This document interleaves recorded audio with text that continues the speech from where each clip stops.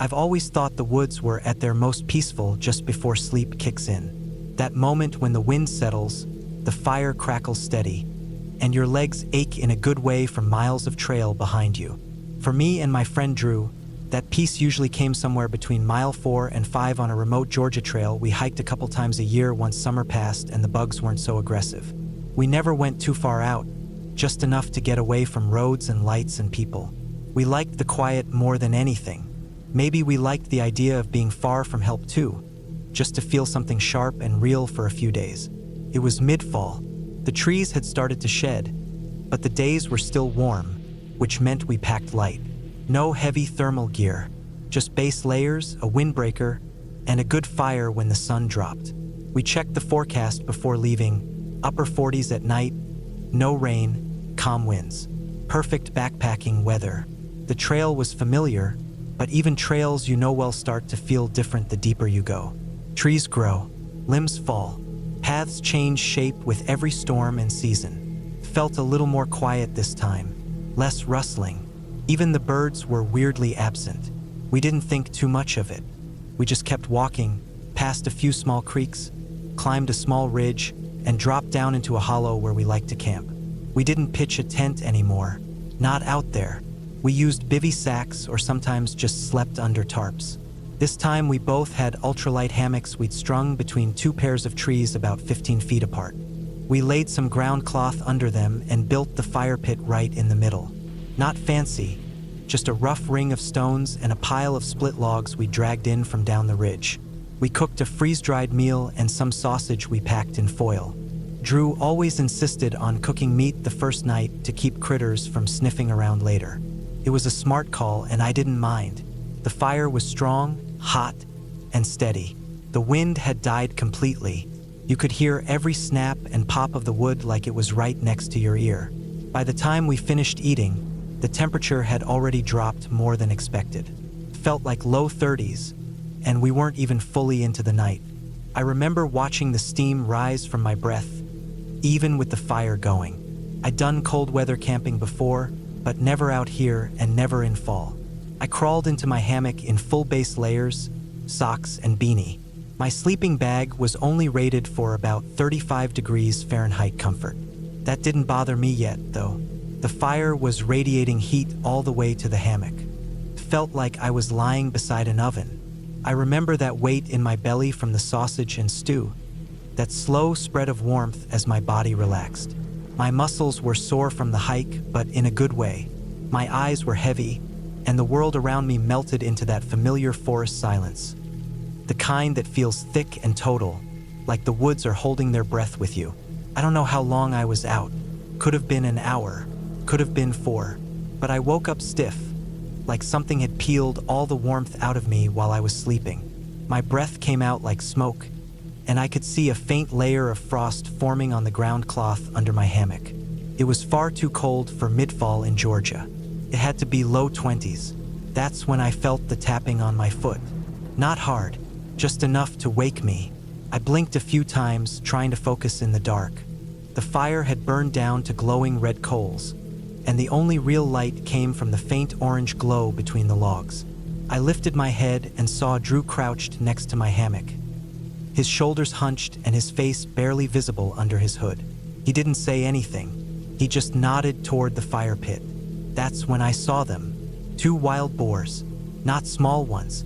These were full-grown, thick-shouldered, angry-looking bastards.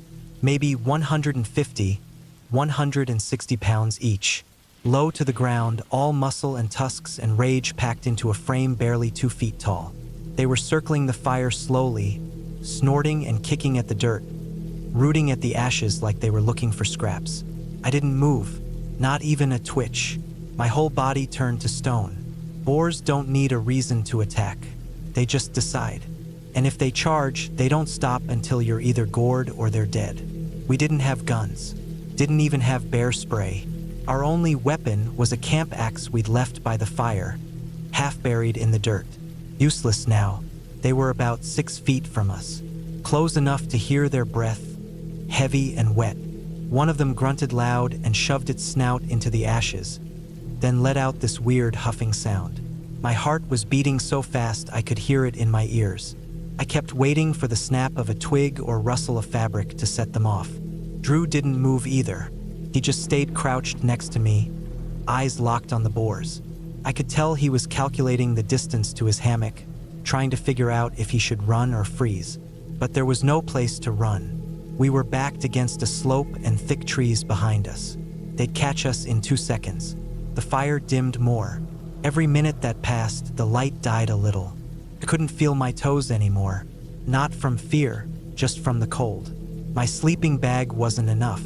The heat we'd gone to sleep with was gone now, and I was shivering. The boars kept pacing. They moved in circles back and forth, bumping each other occasionally, scraping at the ashes, chewing at charred bits of wood. One of them grabbed a foil wrapper in its mouth and flung it. The noise it made, just that crinkle, made both of us flinch. I thought about all the stories I'd read about boar attacks. People getting their legs opened up like ripe fruit. Hunters getting mauled because they didn't get the kill shot on the first try. I'd seen a photo once of a guy whose thigh had been torn straight through. These weren't movie animals. They were real, wild, angry, and 5 feet away. We didn't move for over an hour. I counted the minutes in my head, forcing myself to breathe slow and shallow so I wouldn't make a sound. My neck ached from holding still. My bladder was starting to hurt, but I didn't even consider moving. I was so cold, but even the thought of rustling my sleeping bag felt like suicide.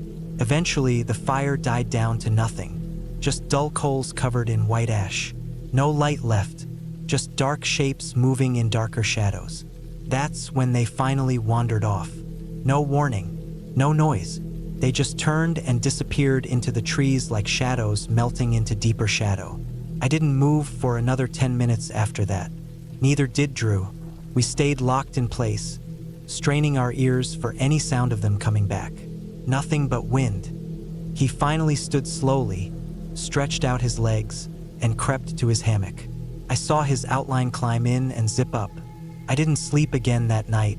My body was freezing, but my mind wouldn't shut off. I stayed awake listening for hooves and breathing and the sound of brush breaking. I kept replaying the way they moved, the snorting, the thick sounds of their jaws chewing at burned wood and dirt. In the morning, I crawled out stiff and shaking. My fingers were pale and clumsy, and my boots had frost on them. The sun was just barely over the trees, and the world looked washed out and gray. Drew was already up, standing by the cold fire pit with the axe in his hand.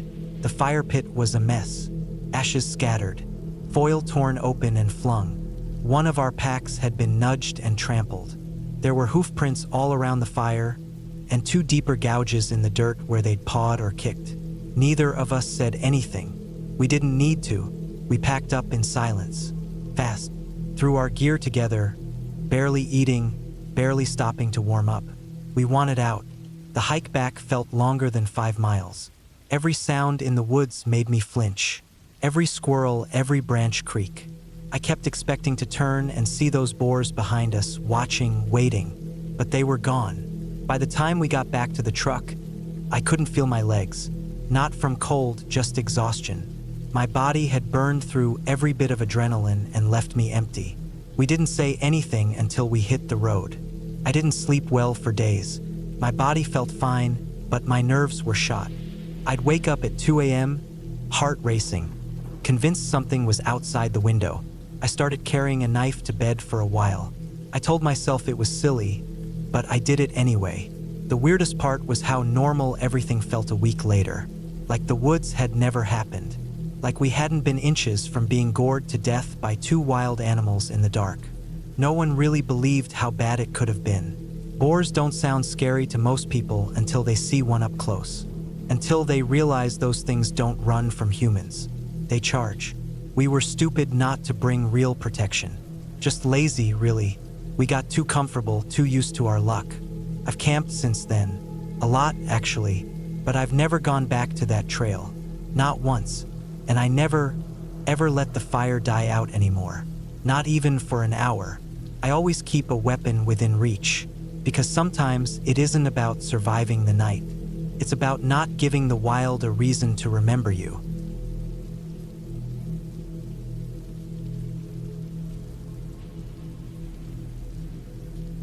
It was early July when my siblings and I decided to go camping at Lake Nestor. It was one of those trips that came together quickly. Someone threw out the idea in our group chat, and a few days later we were loading up the car with gear. We'd all grown up spending time at that lake, and we knew the area well. The campground wasn't too far from the water, and the nearest town was about 30 minutes away, maybe 20 if you drove fast. We figured we'd stay 2 nights, maybe 3, just long enough to roast some hot dogs, fish a bit, and sit around a fire telling dumb stories while drinking cheap beer. There were 5 of us, me, my older brother Eric, our younger sister Dana, and 2 cousins, Mike and Sarah. We packed 2 tents, one larger one for the 3 guys and a smaller one for the girls. We had 2 coolers filled with food and drinks, sleeping bags, folding chairs, the usual stuff. The forecast had mentioned some scattered thunderstorms, but nothing serious.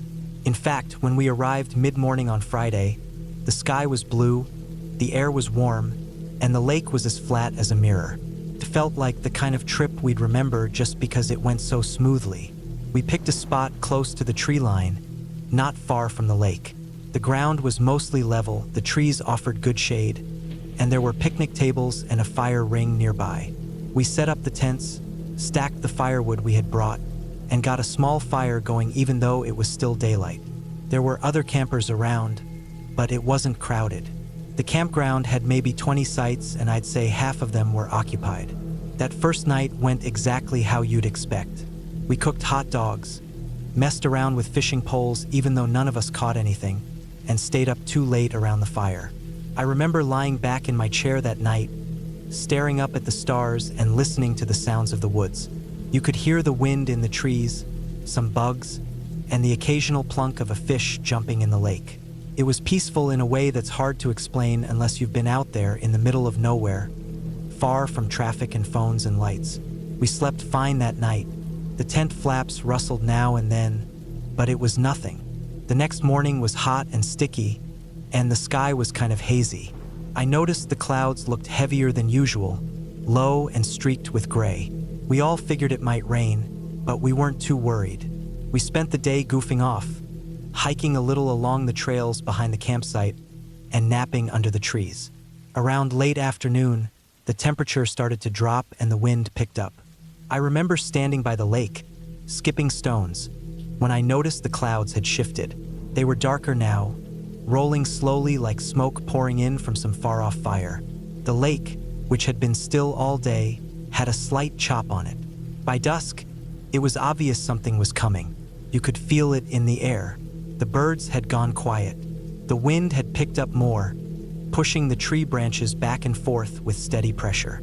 It wasn't a breeze anymore. It was something heavier, more insistent. I watched one of the other campers at a nearby site pack up and leave, which I thought was odd. A little rain wasn't going to ruin the trip. We even joked about it a bit, calling them wimps.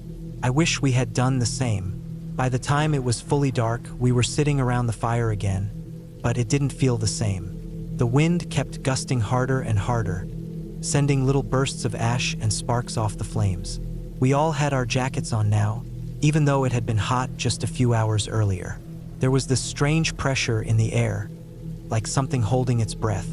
Then the thunder started, low, rolling booms in the distance, far enough away that we barely noticed at first.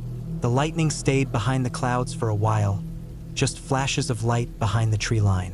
But it didn't take long before it was overhead. The sky turned this weird, unnatural shade of purple-gray. Lightning was striking the lake, actual bolts slamming straight into the water, maybe 200 feet from shore. You could see the flash and then hear the crack of it almost instantly, loud enough to shake your chest. We were standing there just staring at it like idiots, jaws open. The clouds weren't moving anymore.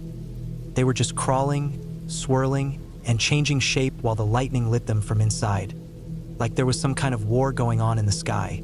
That roar started then. It wasn't just thunder anymore.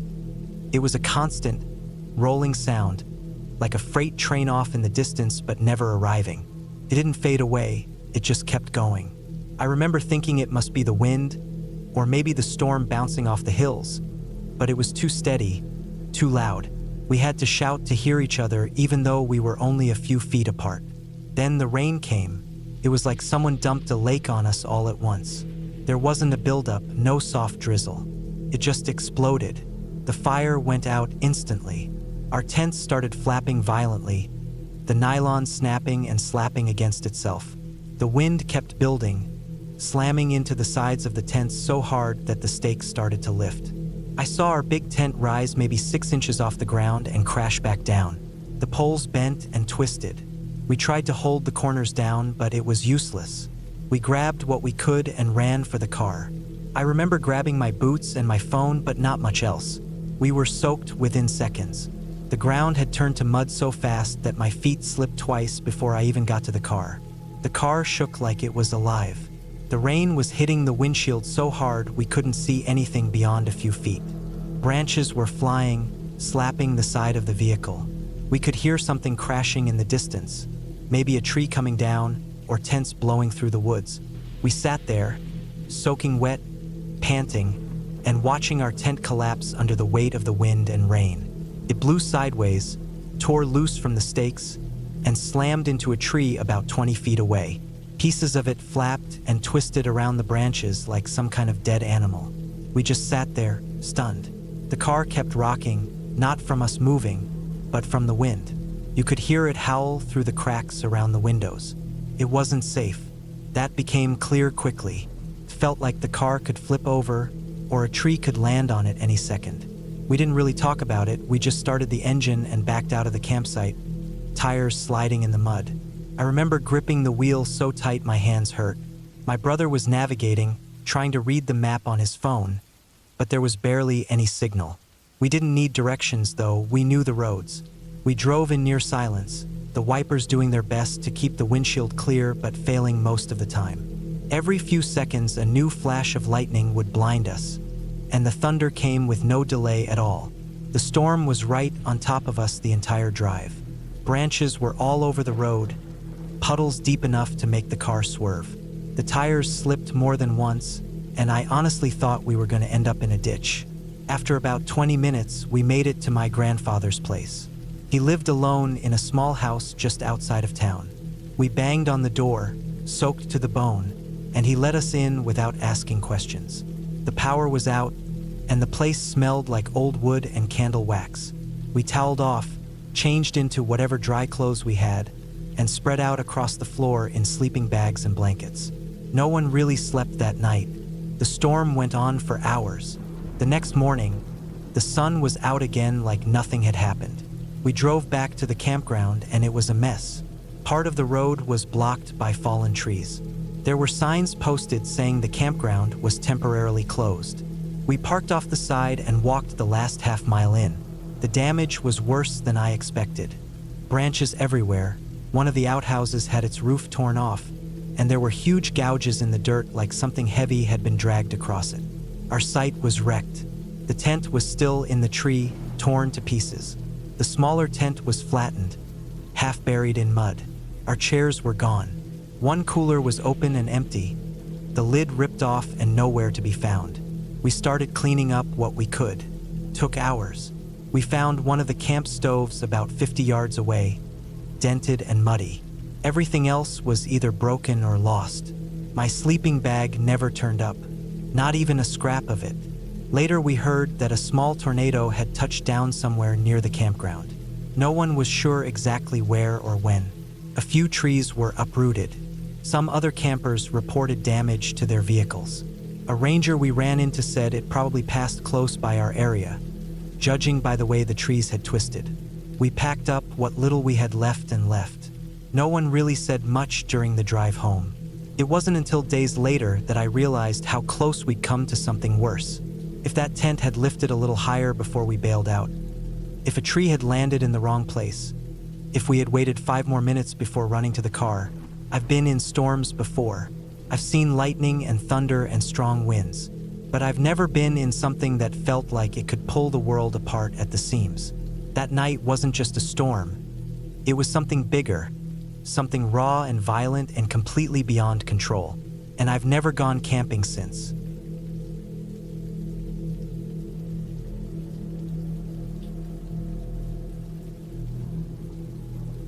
There are a few camping trips I can't forget. even though I've done more than I can count. Some of them just stick in your head longer than others, not because they were fun, but because they make you feel uneasy even years later. I've camped in the worst weather, seen some bizarre things in the woods, and been too close to situations that felt like they could have gone bad real fast. Most people think nature is peaceful, and it can be, but it can also be terrifying, even without any ghosts or monsters. Just the wrong place at the wrong time, or the right place with the wrong people. That's more than enough to put your nerves on edge. The first one I think about when people ask me about my scariest trip was with my wife. It was supposed to be one of those peaceful, simple getaways. Just the two of us in the middle of nowhere. We had planned it for weeks, maybe even months. Found this spot deep in Jack Pine country. Thick, tall trees packed close together, the kind that all lean the same way from years of wind pushing through. The site was nice, close to a small lake, flat ground, soft bed of pine needles. We got there early enough in the afternoon to set up slowly. Tent went up smooth, fire pit was already in decent shape, and I even had time to go split some kindling and get things ready for the evening. It was warm but not hot, a breeze but nothing wild. That breeze picked up later, though. First, it was just strong enough to make the trees hiss when it passed through. I didn't think much of it, just that it might be a bit louder than usual that night. Then it got stronger. The gusts came in pulses, like waves, and I started to hear the trees creak and shift more than I liked. I'd been around Jack Pine enough to know how shallow their roots run, how brittle they can get when they dry out or when too many crowd one another. Once they start going over, they can take out the ones next to them like dominoes. We were sitting by the fire when the first branch came down. Just a medium-sized one, maybe 5 feet long, landed with a thud a few feet away from the fire pit. It was heavy and solid, not the kind of thing that would have just dropped for no reason. The wind was getting louder too. Couldn't hear birds anymore. It was just the wind and the creaking, and then the trees started swaying harder. I stood up, looking up through the canopy, trying to judge how bad it was going to get. That's when I saw the whole top of a pine snap off about 30 feet up and come crashing straight down about 20 yards away. It hit hard, loud, sent needles and dust flying into the air. That was it. I didn't wait, told my wife to get in the car, and we grabbed what we could in a hurry. Left the tent, left most of the gear, threw a couple bags in the back and got into the truck just as the wind really started howling. The branches hitting the roof sounded like someone banging sticks on metal. I pulled out slow at first, trying not to hit anything, but I didn't make it 100 feet before I had to stop. A tree had come down across the trail we had driven in on. Not massive, but enough to block the truck. I kept the engine running and we sat there for a minute, just listening. You could hear trees groaning like they were alive, like they were trying to hold on and failing. I backed up and turned the truck around, drove the other way, deeper into the bush. It was a rough path, barely wide enough, but I knew it looped around eventually. If we followed it long enough, we'd hit a logging road. The further we drove, the worse it got. It wasn't rain or lightning or thunder. It was just wind. But wind in a jack pine forest is like a storm with invisible hands trying to rip everything apart. Trees were twisting, snapping, falling. Some crashed in the woods beside us. Some hit the trail ahead and I had to back up, find another way around. Took us almost an hour to get out of that mess. When we made it to the main road, we were both quiet. Didn't even talk. Just sat there breathing like we'd run a race. Drove straight home that night.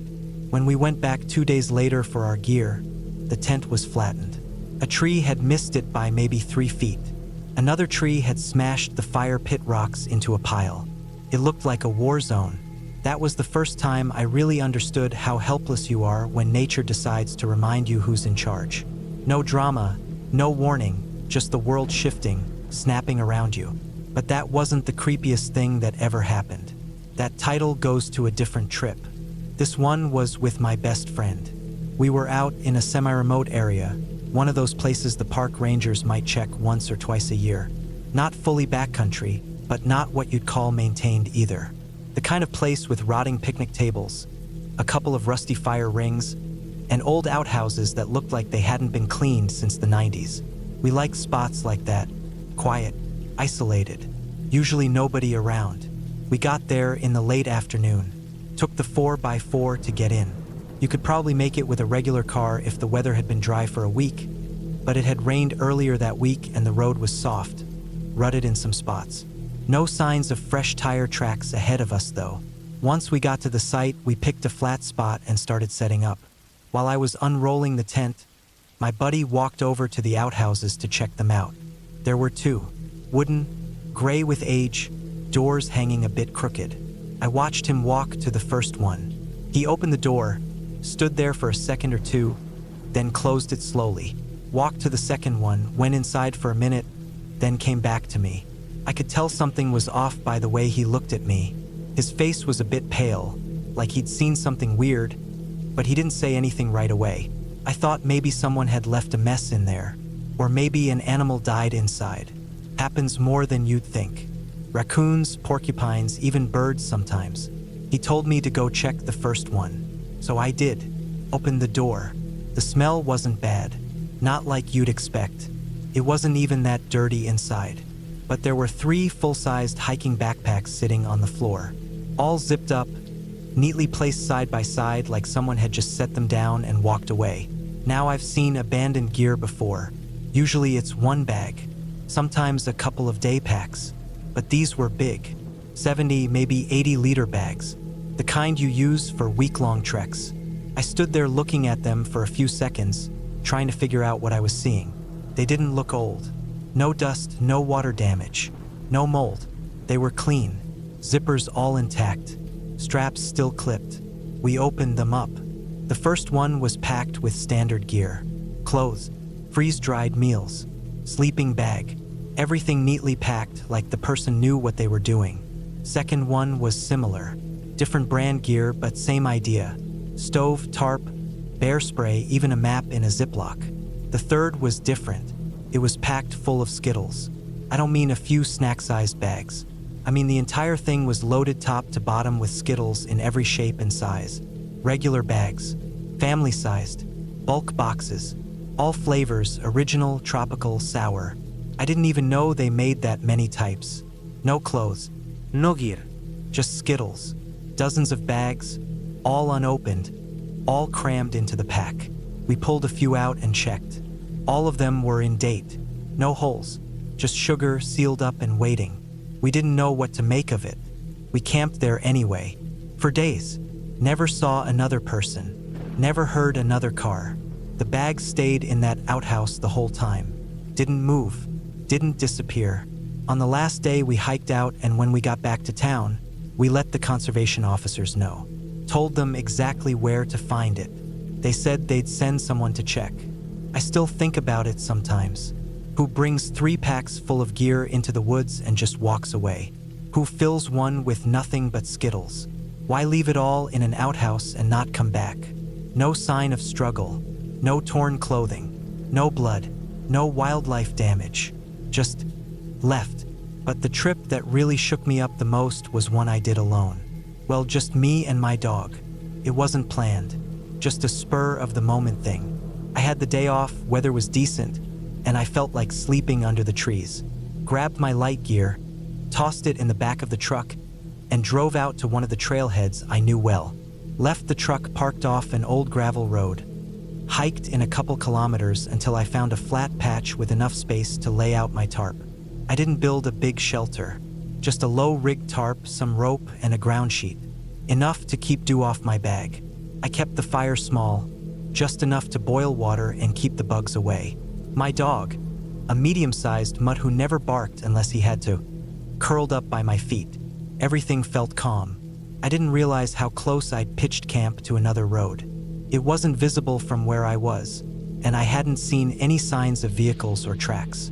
But sometime around midnight, I started hearing a truck engine in the distance. Not unusual in itself. Logging roads cut all through the area, but this one wasn't moving fast. I could hear it slowing, then speeding up, like someone wasn't sure where they were going. Then it stopped.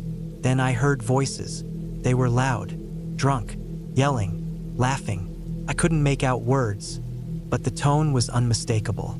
I put out the fire and crouched down, listening. My dog was awake now, ears up, not growling, but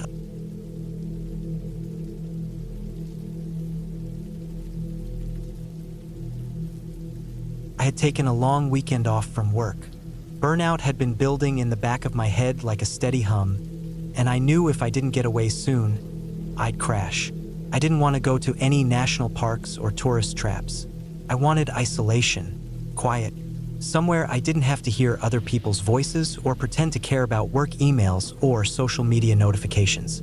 Somewhere my phone would be useless. I picked a small valley out in the Pacific Northwest, a patch of green on the map flanked by dense pine and narrow rivers.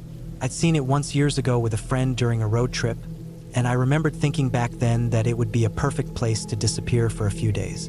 When I got there, it was everything I remembered and more. No one else on the dirt road that curled into the trees. No reception bars on my phone. The air was cleaner than anything I'd breathed in months. I rolled the windows down just to let it all in as I drove deeper into the forest, looking for a trailhead or open space to set up camp. The first night, I camped at a public spot near a closed ranger station. It was decent, flat ground, fire ring, a bare box, but it felt too known. There were signs of other campers. Blackened firewood, crushed beer cans, even a broken tent pole half buried in the brush. I wanted to be alone in the real sense, off the trail, out of sight. The next morning, I packed up early and followed a narrow trail that ran parallel to a river, looking for something better. I hiked for most of the day, taking breaks by the water and eating trail mix in the sun. I hadn't seen another person all day, and that was exactly what I wanted. As the sky started dimming into early evening, I realized I was going to be cutting it close on finding a decent spot before dark. I didn't want to be fumbling around by headlamp in the woods, trying to figure out where to lay my head.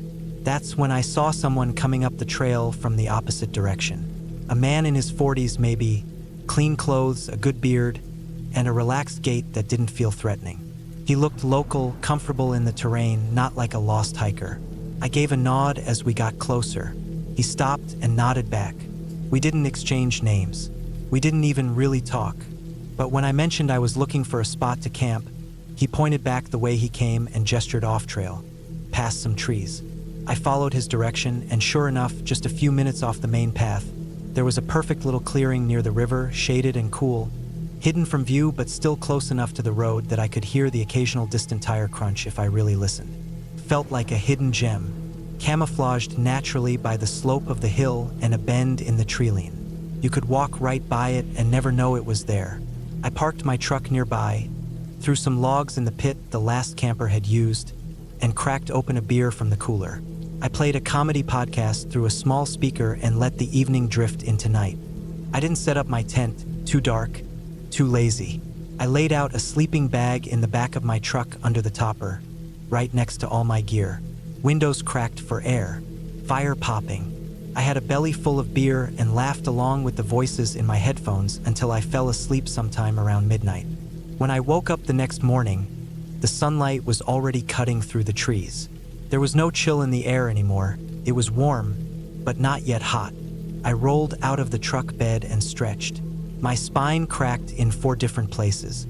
It wasn't the most comfortable sleep, but I was rested enough. I grabbed some firewood, got a small flame going, and cracked another beer. Breakfast was going to be simple: eggs, bacon, maybe some bread if I felt like it. I had a small pan, a propane burner just in case, and enough supplies to eat like a king for a couple of days. This was supposed to be the start of a slow, peaceful morning. I was squatting near the fire, flipping bacon with a metal spatula, when I saw something, movement in my peripheral vision. I turned slowly and saw a man at the edge of my camp. He was just standing there, maybe 15 feet away, partially obscured by the trees. At first, I thought he might have been a ranger or some old hiker from a nearby road. But the longer I looked, the less sense he made. He was thin, too thin, tall, with a long, tangled beard that went down to the middle of his chest. His hair was matted in places, flattened in others like he hadn't washed it in months. But what stood out the most, what my eyes kept getting dragged back to, was the plastic. Dozens, maybe hundreds, of plastic grocery bags tied all over his clothes, knotted around his arms, hanging from his belt, twisted around his legs like streamers. Some of them fluttered slightly in the morning breeze. He never looked directly at me. His head was always a little turned, a little down, like he was staring past me or at the ground near my feet. But he was inside my camp, close enough that I could hear his breathing if I held my own, close enough that he could have seen me sleeping the entire night before. I tried to act calm. I stood up slowly, brushed ash off my pants. I kept the spatula in my hand because I didn't know what else to do with it. I made a casual comment about how nice the morning was. Something like, "Hell of a day for breakfast." Nothing. No response. He didn't even flinch, just kept pacing in small, slow circles around the edge of my camp. His feet scraped on the pine needles. The plastic bags crinkled with every movement, but he never made a sound. His arms hung heavy at his sides. Every now and then, he'd turn his back to me completely and just stand there, motionless. My fire crackled. The eggs were starting to burn in the pan, but I didn't dare look away for long. I offered him breakfast, loud enough that he had to hear. Still nothing. No nod, no word, not even a shrug. I offered a beer. Still no reaction. That was when the pressure started to rise in my chest, slow and sharp, like a balloon getting filled in the space behind my ribs. This man wasn't just lost. He wasn't confused. He wasn't hungry. He was something else. Something quiet and watching. And he had picked the exact moment when I was relaxed, unarmed, and mostly defenseless to wander into my world. I didn't want to panic, but I needed to be ready. I glanced down, quick and sharp, to where I had placed the bear spray the night before. It was still there, just a foot from my cooler. My buck knife was inside the truck. That wasn't ideal, but I could live with it. The bear spray had a 15-foot radius and it worked fast. I'd never had to use it, but I had trained myself to grip and aim it in one movement. When I looked back up, he was standing still again, facing away, motionless, like a scarecrow. I gave him one last chance. I didn't speak this time. I raised my voice, loud, angry, a direct warning that he needed to acknowledge me or leave. He didn't move, didn't even turn his head.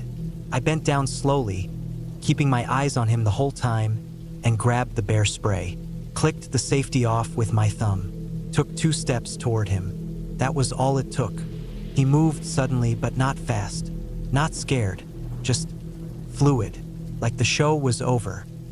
He turned away and started walking back into the woods with the same slow, lazy gait he had when I first saw him. He didn't look back. I stood there for at least a minute after he disappeared, gripping the bear spray so hard my knuckles ached. The plastic bags on his body had made a soft rustling as he walked, and I listened until the sound was completely gone. Then I moved. Fast.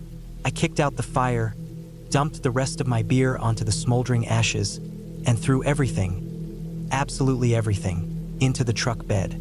Food still half-cooked, eggshells unbagged, cooler half open. I didn't care. I tossed it all in, slammed the tailgate shut, climbed into the cab, and drove like hell out of that clearing. I didn't look back. The drive back to the main road felt longer than it should have. Every turn of the tires was louder than normal. Every shadow under a tree looked like it might be moving. I kept imagining those plastic bags, hanging like streamers from some twisted totem in the woods, watching me leave. I didn't stop until I hit pavement. Even then, I didn't feel safe. When I got to the next town, I parked in the lot of a diner and just sat there for a long time, engine off, hands on the wheel. I thought about reporting it, but what would I say? That a man walked near me and didn't talk? That he was creepy? That he made me feel watched? None of that is illegal. None of that even sounds real. But it was.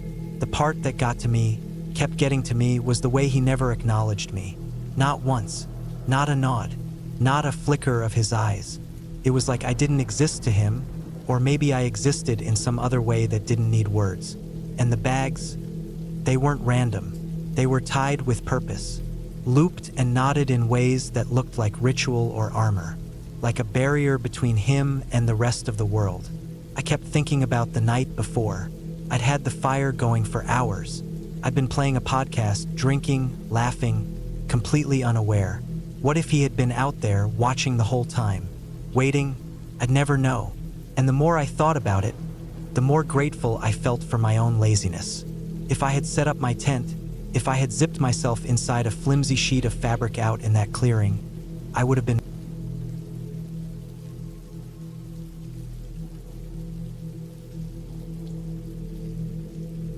I had set out early that morning, just after first light, walking slowly along the gravel pull-off where I had parked my truck. The truck was tucked against a tree line on the edge of national forest land, barely visible from the logging road. I'd camped nearby the night before, about a half-mile back in the timber. I liked getting off the grid for a few days at a time, especially during bird season. It wasn't even about shooting birds most of the time. I liked walking, the quiet, the way the air felt cleaner miles from the nearest town. I'd brought my 20-gauge over-under and a small bag with a bottle of water, a few granola bars, and a Ziploc bag of spent shells to pack out what I used. The birds had been sparse that morning. A few grouse flushed just out of range near the first ridge, but I didn't fire. I hate taking marginal shots. That's how you end up with wounded birds or nothing at all. I walked another mile or so through open timber, mostly lodgepole pine with pockets of dense brush where the ground sloped down into shallow drainages. I kept my eyes moving, ears tuned, boots crunching over fallen needles, and the occasional dead branch that cracked loud enough to make me wince. By late morning, I'd come over a low hill into a small valley I remembered from scouting the area on satellite maps. It looked like the perfect shortcut to get to another ridge I'd wanted to try, a way to loop around without retracing my steps all the way back. The valley wasn't very wide, maybe 200 yards across, and looked like a long bowl filled with waist-high grass, scattered shrubs, and a dry creek bed that snaked through the middle. A trail ran through it. It looked old but still walked, probably game and human both. I'd seen it cut through the trees earlier but hadn't followed it until now. I figured I'd make better time on it than pushing through the brush. As I dropped into the valley, the air felt still and heavy, the way it does when there's weather moving in.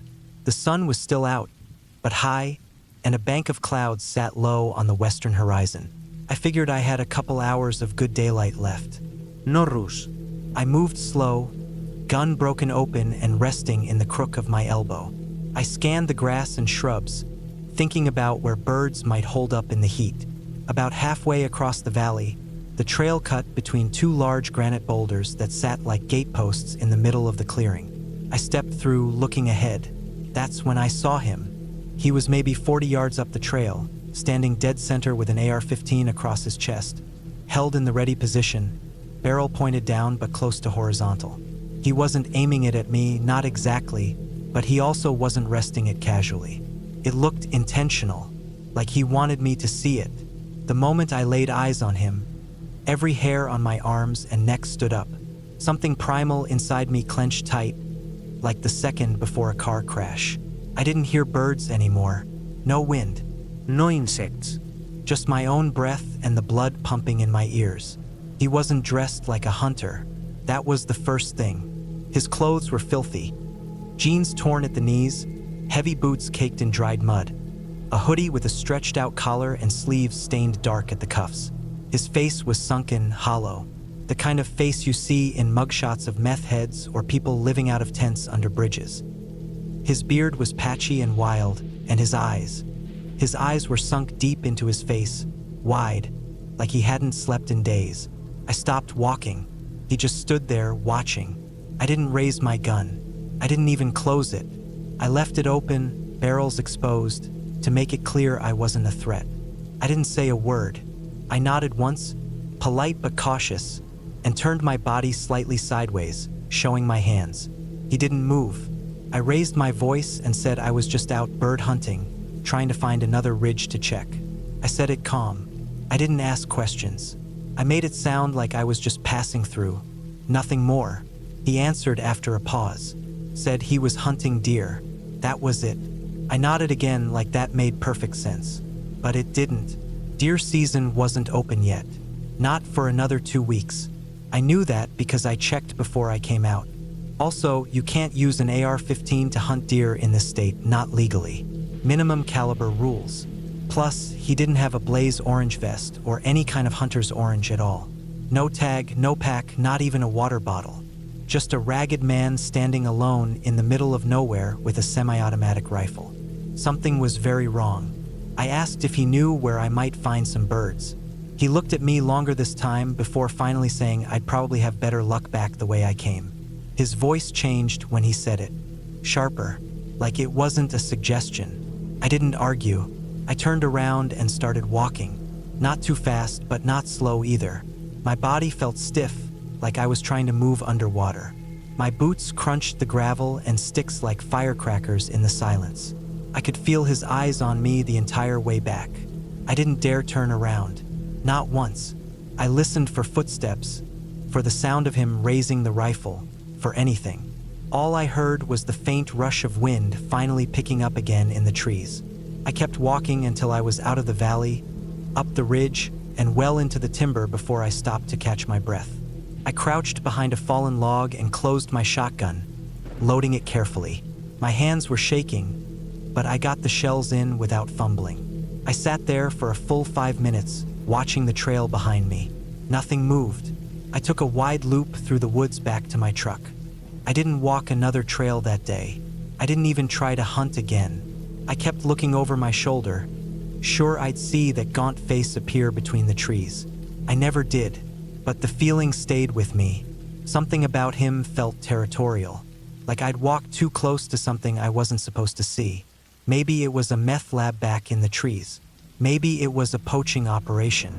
Or maybe he was just living out there, one of those men who fall off the grid completely and will do anything to stay off it. I drove into town the next morning and made a report to the local sheriff. I gave a description, exact location, everything. The deputy wrote it down and said they'd send someone to check it out. He didn't seem too concerned. Said it wasn't the first time they'd had reports of odd folks in that stretch of woods. I never heard back. I didn't ask for a follow-up. I never went back to that area again. The thing is, even now, months later, I still think about that man. The way he stood on the trail.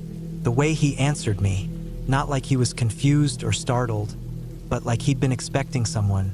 Just not me. Like I'd interrupted something. I kept wondering what might have happened if I'd pushed forward instead of backing off. What if I'd asked more questions? What if I hadn't been polite? What if I'd turned my back on him too fast? I don't think I'd have made it out.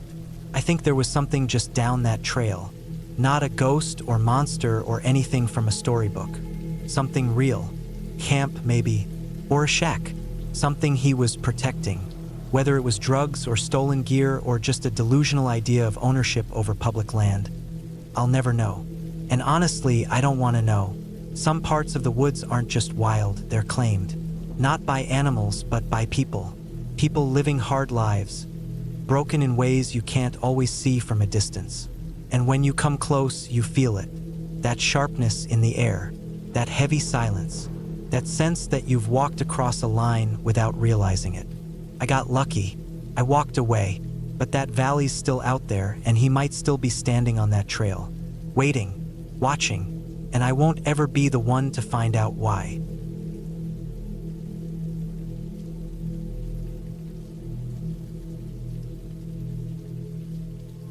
I work as a counselor at a summer camp tucked deep in the woods of Southern California. The camp is way out in the forest, miles from the nearest town or highway. You can hear the wind through the pine trees all day, and at night, the forest sounds take over. The distant howl of coyotes, the rustling of deer moving just out of sight, and the occasional cry of an owl. We all know there's a mountain lion that's been spotted nearby recently. The camp is old, like really old. There are bits and pieces here and there that make you wonder who was around before it became a camp.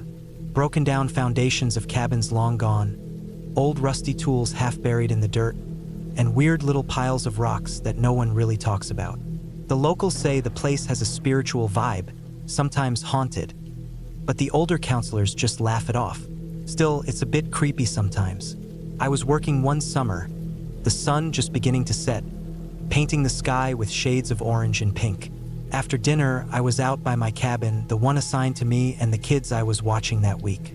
It's a small wooden structure, nothing fancy, just a place to sleep and store gear. I was standing outside talking quietly with another counselor, watching the kids as they settled down in their cabins. The air was cool but still had that lingering warmth from the day. You could hear the leaves rustling and the occasional bark of a distant coyote. Suddenly, Sadie, another counselor, comes barreling down the path, her face pale and eyes wide. Behind her, nearly a dozen teenage girls in her cabin follow, all dressed head to toe in black, and they looked like they were about to lose it. They were running, moving fast and chaotic, the way kids do when they're scared or panicked. Sadie didn't even stop to catch her breath before she shouted at me. Something about hearing a ghost. I don't say she was scared easily, because she wasn't. Sadie's the kind of person who stays calm in just about any situation. Level-headed, rational, the kind of counselor every camp wants. So for her to freak out like that caught my full attention. She told me she would explain everything after the kids were asleep. We agreed to meet back at my cabin later.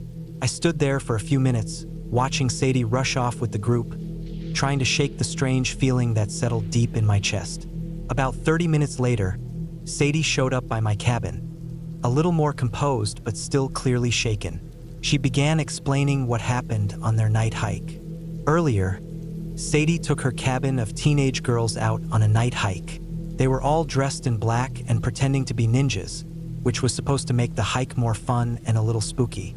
The trail they took wound through some dense woods, places where the moonlight barely reached through the canopy. At first, everything was fine. Kids laughing quietly, moving carefully, trying not to trip on the roots and rocks.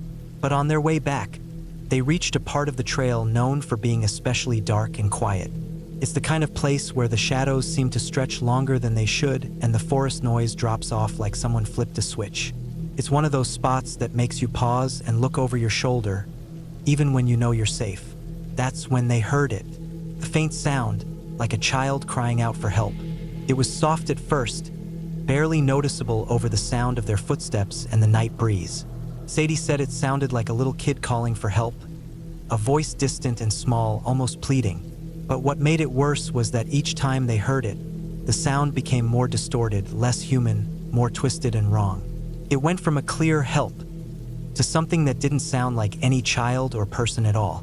The sound stretched out, like a horrible, eerie scream that made the hair on your neck stand up. Naturally, the girls panicked. They broke into a run, sprinting back toward camp as fast as they could. Sadie didn't blame them. If I heard that, I probably would have run, too. After Sadie finished telling me this, I could still feel the chill in the air, and I could almost hear that weird cry ringing in my ears. I'm not the type to just brush off something like that, especially if the kids heard it, so I decided we needed to check it out. We grabbed our flashlights and headed toward the part of the trail where the sound was coming from. The forest was quiet except for our footsteps crunching on the dirt and the occasional snap of a twig. The moon was low, and the trees cast long shadows that danced around us as we walked deeper into the woods. As we got closer to the spot Sadie described, we heard it. At first, it was just a faint noise far off beyond the trees. A shrill, high-pitched scream. But it wasn't the clear cry of a kid anymore. It sounded wild, distorted, almost like a demon screeching, if demons made sounds at all. What was even more unsettling was that the sound didn't seem to come from a single place. It echoed and bounced off the mountainside, surrounding us from all directions. My heart was pounding, and my skin felt prickly. I wanted to believe it was some animal or something explainable, but the sound was like nothing I'd ever heard in the forest before. We didn't stick around long. The moment that scream filled the air again, we booked it back toward the camp. When we got back, I felt a mix of relief and unease. The main part of camp felt safe, even with all the animals and stories about the place.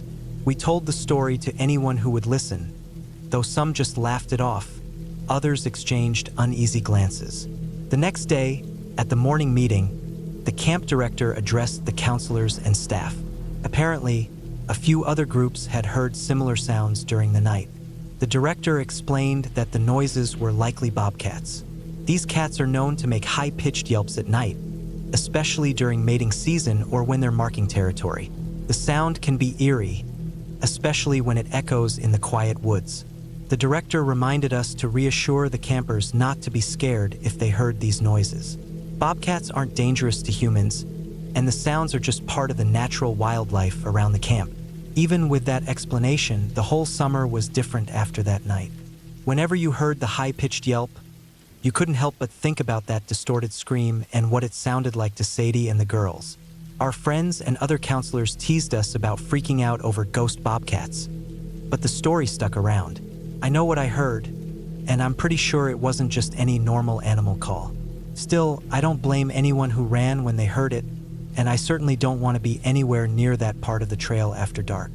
That summer taught me something important about working at a camp like this. The woods have their own voice, their own stories, and sometimes those sounds can get under your skin, even if there's no ghost or monster hiding there. The wilderness isn't just about what you see. It's about what you hear, what you feel, and how your mind fills in the gaps when the darkness falls.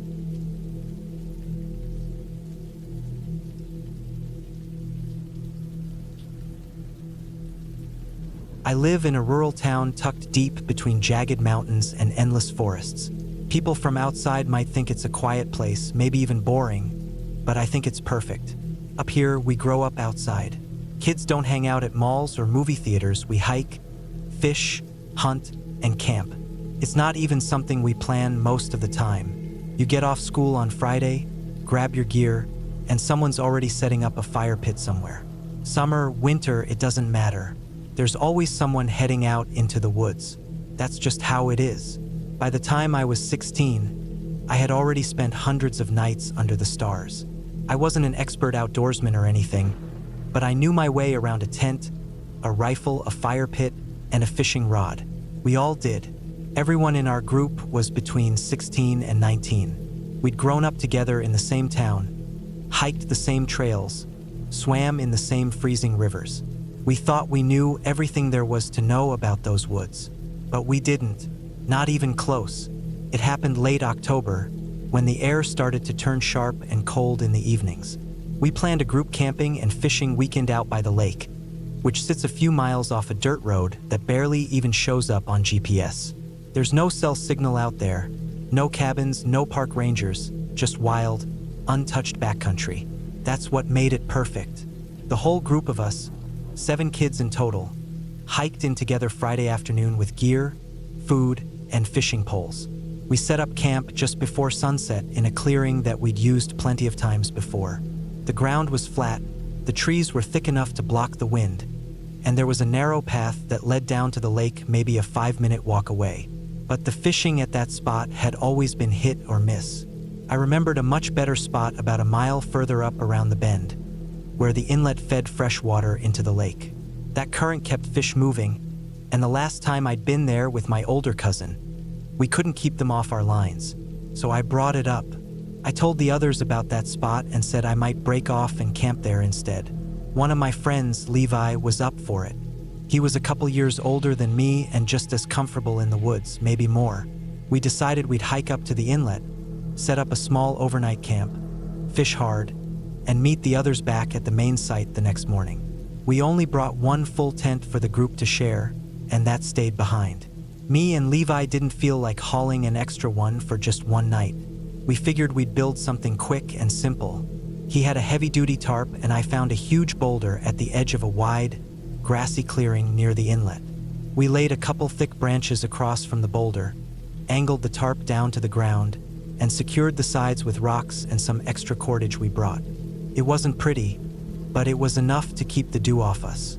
We got a fire going and cooked dinner, beans, jerky, a few potatoes wrapped in foil. The sun dropped fast behind the trees and the cold set in quick. Even though we were only a mile or so from the rest of the group, it felt like we were way further out.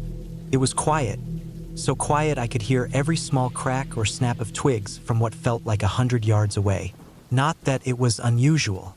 Animals are always moving through the woods, even if you don't see them.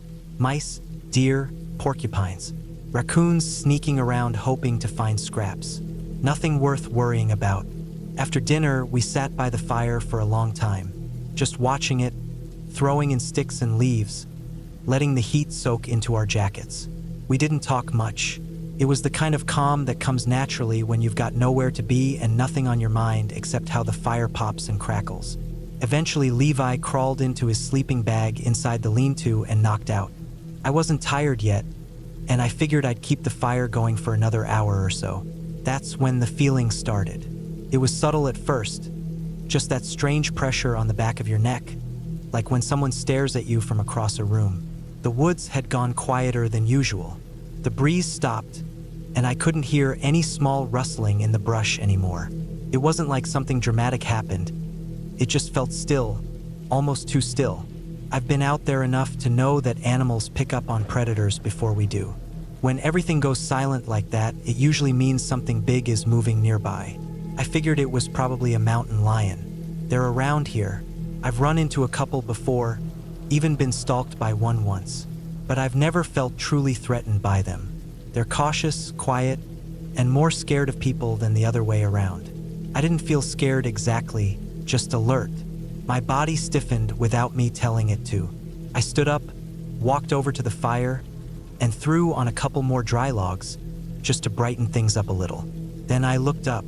At the far side of the clearing, just at the edge where the trees began again, I saw something, or rather someone. It was a man, just standing there.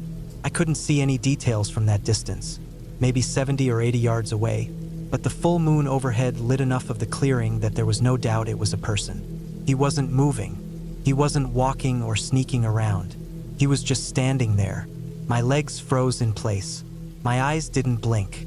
My mind started scrambling for some logical explanation. Another camper? A hunter maybe? But why would anyone be that deep in the woods at night without a headlamp or flashlight? No campfire. No pack, no movement. Just a man in the dark, under the trees, watching. I didn't yell out. I didn't wave. I didn't move a muscle. I just stared at him, and he stood there, staring right back. I couldn't even make out what he was wearing. It looked dark. Maybe a jacket, maybe jeans. I had no idea. I was too far away, and my adrenaline had already started kicking in, blurring my vision at the edges. My heartbeat slowed down, not sped up, but slowed, the way it does when you go into survival mode. Cold, clear, mechanical. I started running through all the options in my head. Maybe he didn't see me, but how could he not, with the fire burning this bright? Maybe he was just lost. Maybe he was a hunter tracking something. But then why wouldn't he have a rifle or gear? He stood there for at least a full minute, maybe two. He didn't make any noise, didn't take a step forward, just stood. Then he turned and walked slowly back into the woods. Not in a rush, just calm, casual steps, like he wasn't in a hurry to be anywhere. I stood still another full minute, making sure I didn't imagine it. But I hadn't. I knew I hadn't. I reached into the lean-to and pulled out Levi's backpack. He always carried a .357 revolver in a side pouch. He kept it loaded but didn't like waving it around or talking about it. He just liked knowing it was nearby, just in case. I sat back down by the fire and pulled the revolver out. Checked the cylinder. All 6 loaded. I sat there, cradling it in my lap, my eyes locked on the tree lean where the man had stood. I didn't sleep that night, not even a few seconds. I sat there, gun on my thigh, fire blazing, the cold wind crawling across my back every time I turned my head to scan the woods. I kept replaying the moment over and over, wondering what I should have done differently. Should I have shouted? Should I have chased after him? But deep down I knew I did the only thing I could. Stayed put, stayed quiet, stayed alive. Levi didn't wake up once.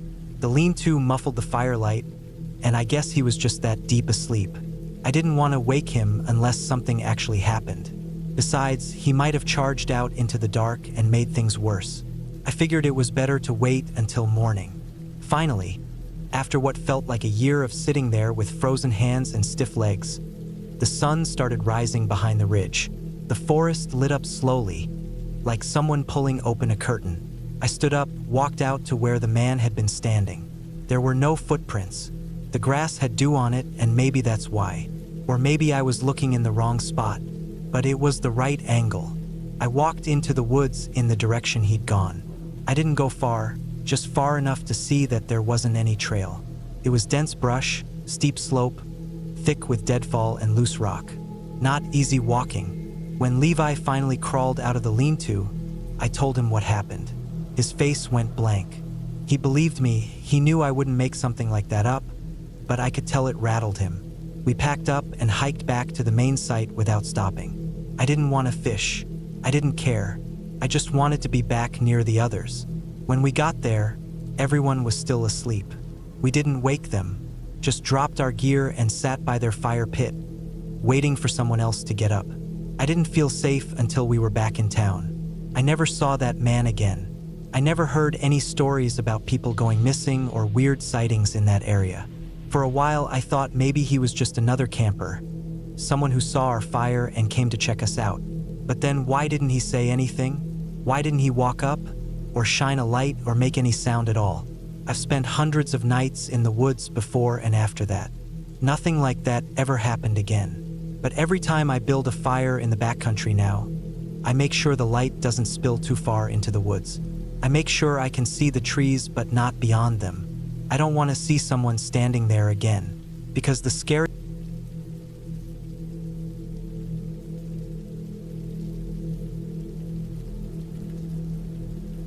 started like any normal weekend trip. The desert in southern Arizona can be brutal, but when the temperatures dip in late fall, it turns into a kind of strange beauty, quiet, eerie, and completely removed from the world. That's exactly what we were after. A group of us, 6 close friends, decided we needed to unplug and get out into the middle of nowhere. We didn't want trails or campgrounds with those paved pull-offs and fire rings. We wanted the real thing, a dry wash somewhere between Tucson and the endless void of the Sonoran Desert, where we could drink, build a fire, and just breathe without the sound of tires or neighbors.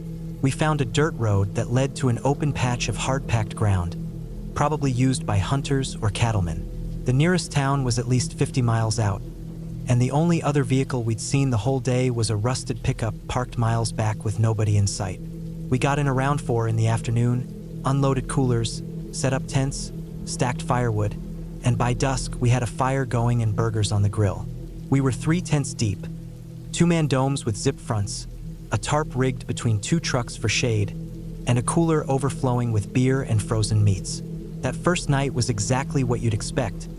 Laughs, firelight, someone almost falling into the flames after drinking too fast. I remember staring up at the stars and realizing how silent everything was. It wasn't peaceful. It was silent. No crickets, no owls, no rustling in the brush. Just fire crackle and our own stupid voices echoing into nowhere. We stayed up late, probably past 1 a.m., and then slowly drifted off into our tents. I shared mine with 2 of the guys, tight squeeze, but we were fine with it. We'd thrown all the leftover food into a trash bag and hung it from a tree branch, just to keep any animals from poking around. Or so we thought. I woke up to a sound. Not loud, but definitely there. It was a slow, wet sniffing noise, like someone dragging air in through their nose on purpose.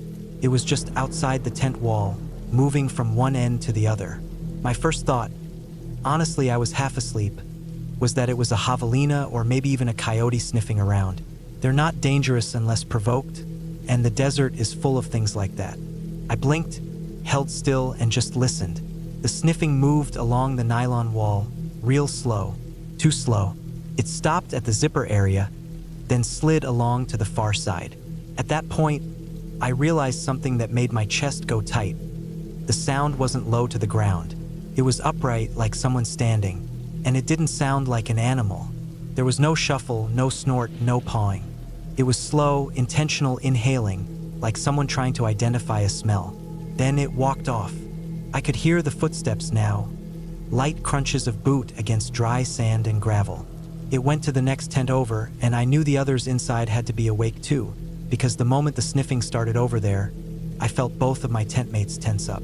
I could feel one guy's arm tighten against mine, the other shift his foot slightly, careful not to make noise. None of us moved. We just lay there, frozen, listening to someone, some actual human being, smelling our friend's tent like a goddamn bloodhound. I didn't breathe right. I held each breath in shallow bursts through my nose. I could feel sweat gathering along the back of my neck even though the night air was cold. The sniffing lasted maybe a full minute before I heard it walk away again. Then everything happened fast. A tent zipper unzipped fast.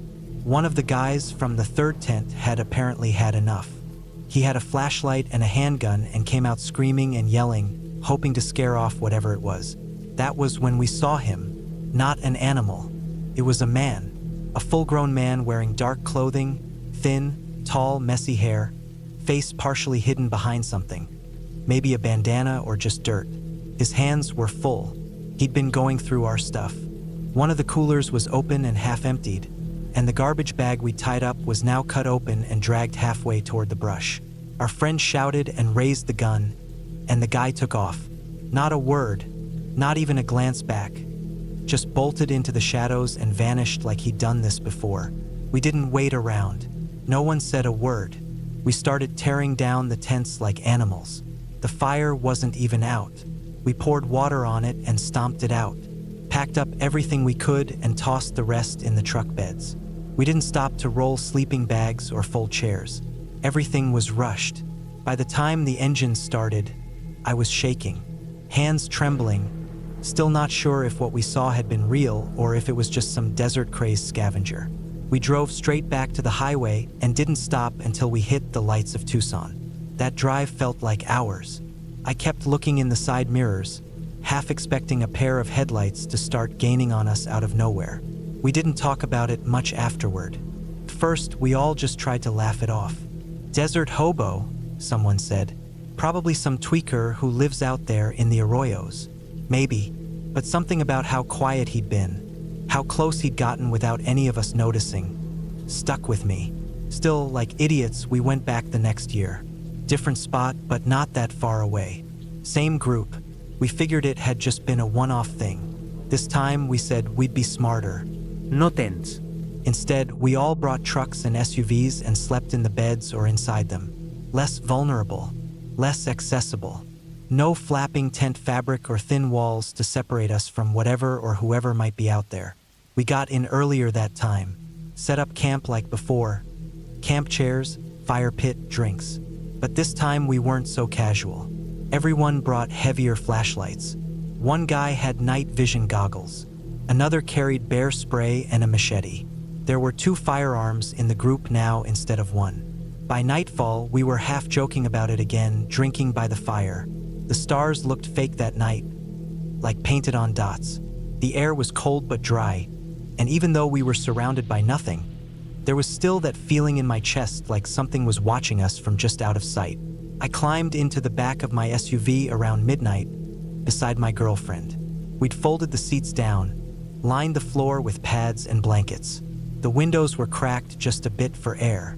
She passed out fast, breathing slow and deep beside me. I was halfway there myself when something hit the car. Not hard, just light like a tap. Then light. A flashlight beam swept across my face through the side window. It was so direct and blinding that I almost sat up, almost shouted. But something in my gut told me to freeze. Don't move. Don't react. I held still and squinted my eyes shut just slightly enough to let in a blur of light. The beam stayed on us for a few seconds, then moved on. I could hear footsteps. Someone walked right past the back of the SUV, then over to the next vehicle. Another flashlight beam shone in, right onto our friends lying in the bed of a Tacoma. They didn't move either. They were pretending to sleep, just like I was. And then I saw him. Same build, same walk, same feeling. This guy wasn't part of our group. He wasn't dressed like a hiker or a hunter. His clothes looked stiff and dark. He moved slow, like he had all the time in the world, like he'd done this before. He just stood there, looking in the window of the truck, not tapping, not trying to open anything, just watching and breathing. I could hear it again, that slow, deep inhale, like he was trying to catalog what he was smelling. When he moved on, I waited, gave it 5 minutes. Then I opened the door as quietly as I could and stepped out. 2 other guys were already up. Same pale, sleep-deprived look on their faces. Everyone had felt it. Everyone had seen it. No one needed to ask. This time, we didn't see which way he went. Just gone. Vanished into the dark. We left that site so fast it looked like a bomb had gone off there. Chairs still by the fire, empty cans and coolers scattered. We didn't even put the fire out properly. Just stomped what we could and got in the vehicles. It wasn't just fear. It was the knowledge that this person, this man, had waited a full year. Or maybe he just lives out there, watches campsites, walks the washes at night, waits for people to drop their guard, sniffs their tents. I still go camping now, but not in Arizona, and never without a door that locks. Never again in the open desert. And I never, ever pretend that silence means safety. Sometimes silence is the loudest warning you'll ever get.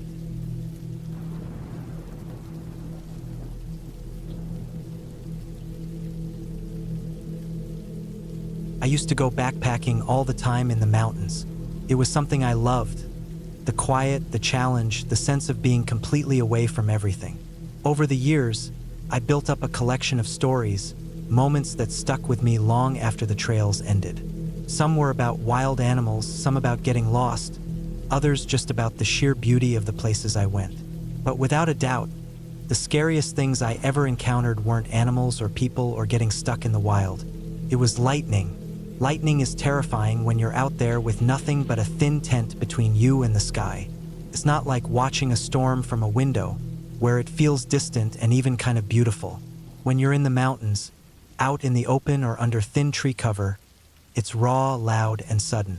It's the kind of fear that sinks deep into your bones, that wakes you up in the middle of the night, heart pounding, because you know you're right in the middle of it with nowhere to run. I want to tell you about the 3 times lightning really scared me, the times it made me feel helpless and tiny against nature's power. These are true stories from my own trips, stories I remember like they happened yesterday. The first time I really understood how dangerous lightning could be was at Philmont Scout Ranch in New Mexico. If you're into backpacking and scouting, Philmont is kind of a holy place. Massive, rugged, beautiful. You get to hike long days through dry, pine-covered mountains. It was one of those trips where everything felt new, and I was still learning the ropes of backpacking. One evening, after a long day of hiking, my group settled down to eat dinner near a patch of trees. The sky was a strange mix, dark clouds gathering but with the sun still shining through in patches. It didn't look like a big storm was about to hit, but I guess I was wrong. We were mid-bite when a massive flash lit the sky. The sound hit us next, a deafening crack that shook the ground. Lightning struck a tall pine tree maybe 50 feet away. The tree exploded. It ripped apart like it was made of paper, wood and bark and branches flying everywhere. The smell was sharp, burning wood mixed with something sulfurous. We all jumped back, some even falling over each other in surprise and fear. Dinner was forgotten, spilled all over the dirt. That moment was pure chaos. The brightness, the noise, the sudden destruction so close to where we sat made my heart race like never before. We stayed alert after that, watching the sky closely every time the clouds rolled in. The storm didn't last long, but that close strike was enough to make me respect lightning in a way I never had before. We had other close calls during those 2 weeks, with thunder booming above and quick bursts of rain, but nothing like that moment. It was a sharp warning that lightning wasn't just a flashy light show, but something that could hit hard and fast and leave you shaking. The second experience was far worse, terrifying in every way. This was on the Ray Lakes Trail in Kings Canyon, California. The Sierra Nevadas are stunning, and the Ray Lakes Trail is known for its incredible views, alpine lakes, and challenging terrain. I'd heard about the weather there, how storms could come out of nowhere and hit hard, but nothing prepares you for being caught in one. That night, we made camp beside a river at the bottom of a tight granite valley.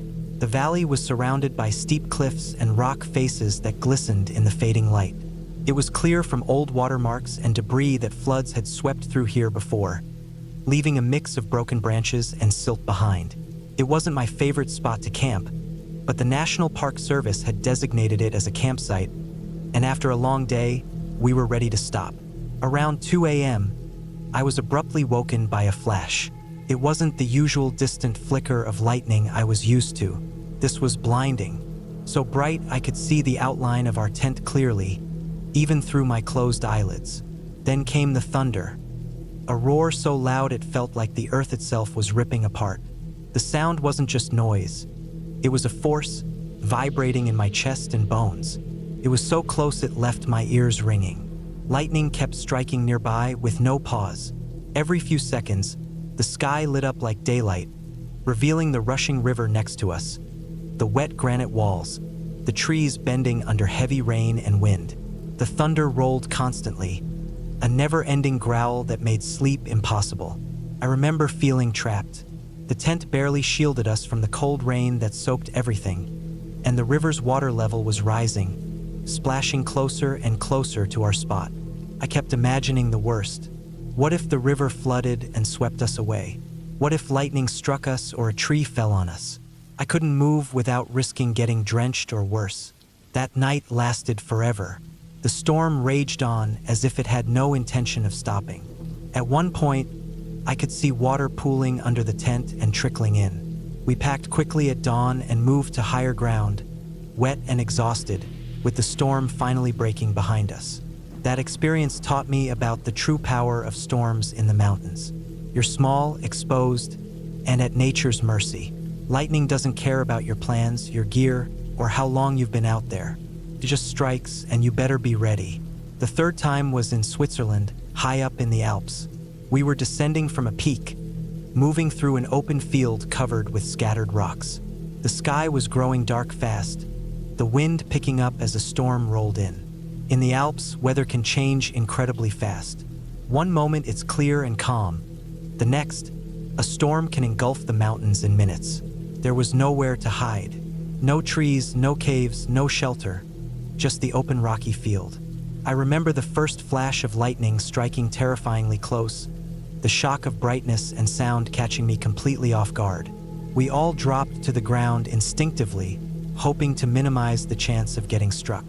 There's something about being that exposed, seeing the storm coming at you, feeling completely vulnerable that shakes you in a way nothing else can. That moment felt endless, a test of patience and fear.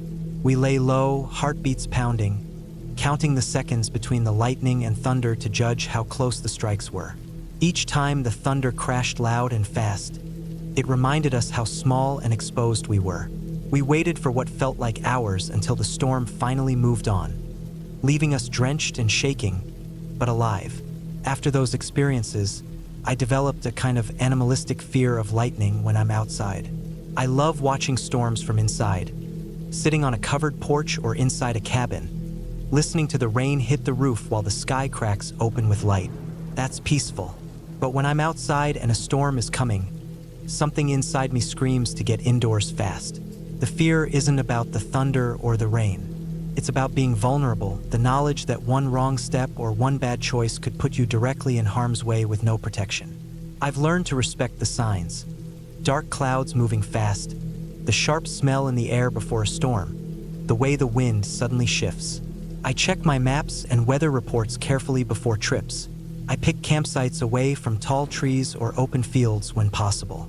If a storm hits, I look for low spots but never ones near water. I carry lightning safety info in my pack because I know how deadly it can be. I still go backpacking, still love it, but those nights under the stormy skies remind me how small we really are in the face of nature's raw power. Lightning is beautiful but deadly. It demands respect and caution. And every time I see a flash outside my tent, I remember those nights and keep moving carefully, praying to come out of it safe.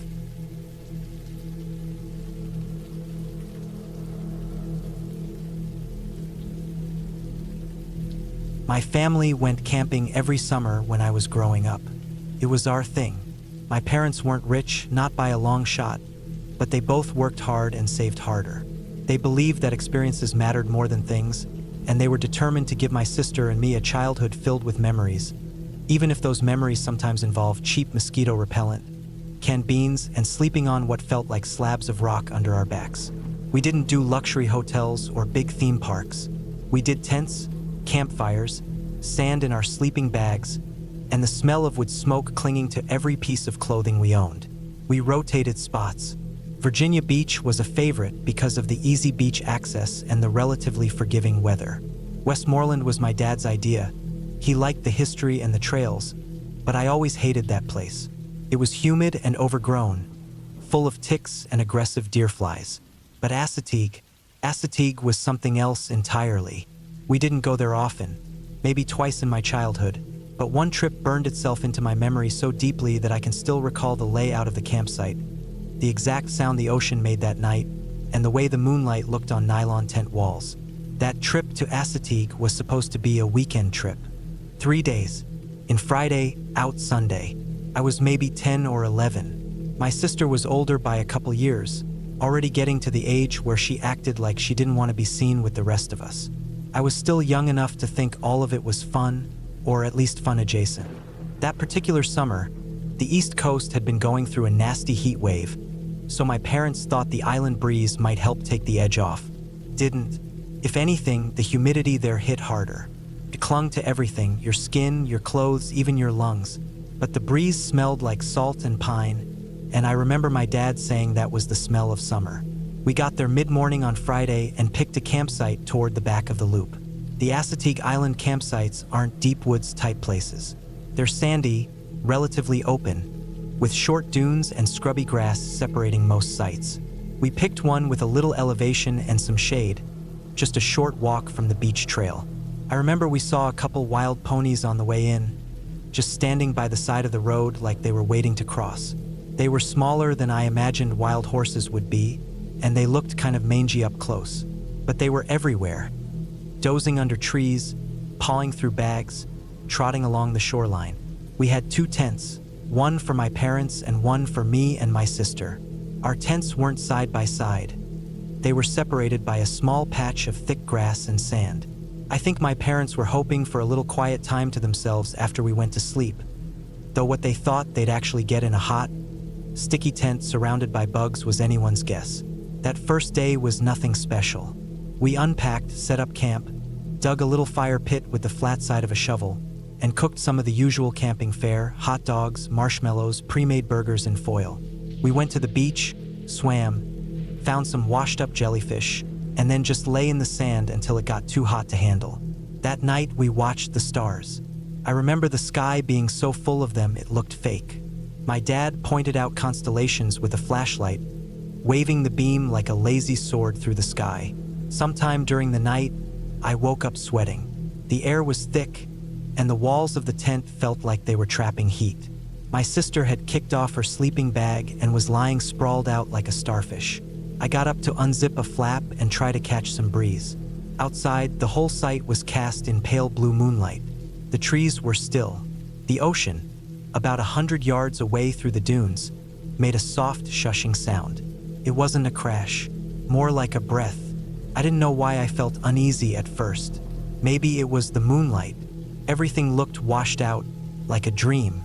I could see the outlines of our fire pit, our folding chairs, and the other tent, my parents', just past the grass mound.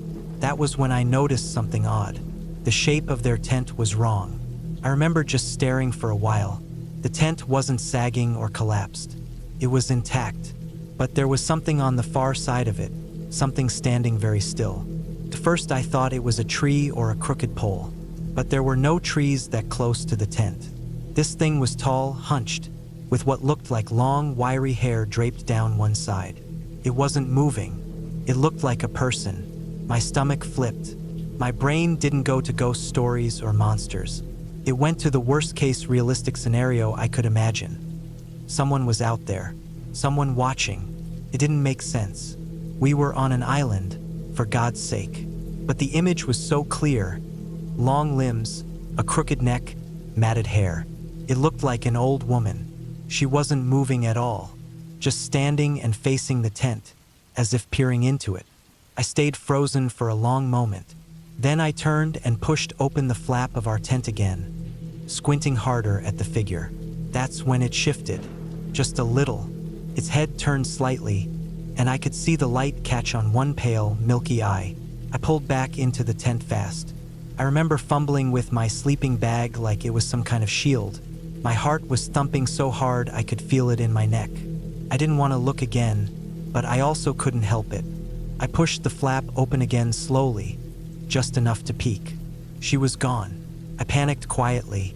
I didn't know where she'd gone or what she was doing or if she had noticed me watching. My brain started spinning with wild thoughts. What if she was going tent to tent, looking for people to rob? What if she was just crazy and wandering the island, getting into campsites?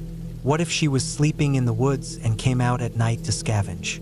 I started imagining all the things we'd left outside: coolers, food wrappers, bags. I thought maybe she'd gone for one of them, or maybe she'd gone back into the trees. I looked back toward my parents' tent and saw something move again. Fast this time. A blur of motion from right to left and then nothing. That's when I heard the sound.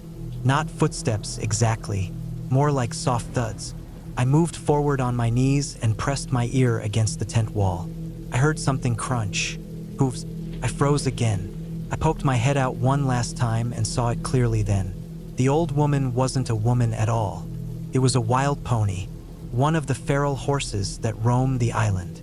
It had walked close to our tent in the dark and stood still long enough that its silhouette had looked human in the moonlight.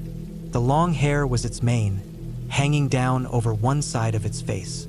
The way it held its head low and forward made it look like it was leaning in. And that pale eye, it was just the moonlight on a horse's eye. The thing that spooked me even more was the fact that there wasn't just one. There were 3 of them. They had wandered silently into our campsite and were now trotting through it like it was a pasture. One walked right past our fire pit. Another nosed around our cooler, then knocked it over with a loud thud. That woke up my parents. I saw a light flick on in their tent and heard zippers unzip. The ponies skittered and took off into the trees toward the beach, their hooves loud and clumsy now that they were moving fast. I didn't go back to sleep after that. I just lay there, heart racing, watching shadows move across the tent wall every time the wind stirred the trees. The next morning, we found hoof prints all over the site. One of the folding chairs had been knocked down. The cooler had been dragged a few feet and was scratched up. The lid was open and some of the food inside was missing, mostly fruit and bread. The ponies had helped themselves. My dad wasn't too thrilled. He started looking up the rules about camping near the trails. Turns out we had unknowingly set up our tents near one of the main pony paths to the beach. The rangers tell people not to camp directly on them, but the signs are small and they don't always make it clear where the trails are. We just happened to pick the wrong spot. We stayed another night, but we moved the tents a little. That second night was calmer. No unexpected visitors, but I couldn't relax. I kept seeing that shape in my head, the hunched back, the hair, the eye. I kept thinking about how my brain had filled in the gaps with the worst possible thing. How fast fear can trick you into believing something that's not real. But here's the part that stuck with me more than anything. The ponies came through again the third night. My sister saw them this time. She pointed out that one of them was limping. We watched from inside the tent, flashlights off, trying to stay still. The limping one hung back while the others nosed around the dunes. It stopped near our old fire pit, where we dumped some leftover apple cores and scraps. It didn't eat anything. It just stood there, swaying a little. Then it lay down. We all watched it from a distance for a long time. It didn't get back up. The next morning, the rangers came around and saw it too. It had died in the night. They said it probably ate something it shouldn't have, something from another campsite, maybe plastic or spoiled food. They reminded everyone to pack up better, keep trash sealed, follow the rules. I kept thinking about how I had seen that same pony, thinking it was something else, something terrifying, and then, just a day later, it was gone. Fear does that to you. It changes what you see, makes something ordinary look like something you were never meant to witness. But the truth was plain.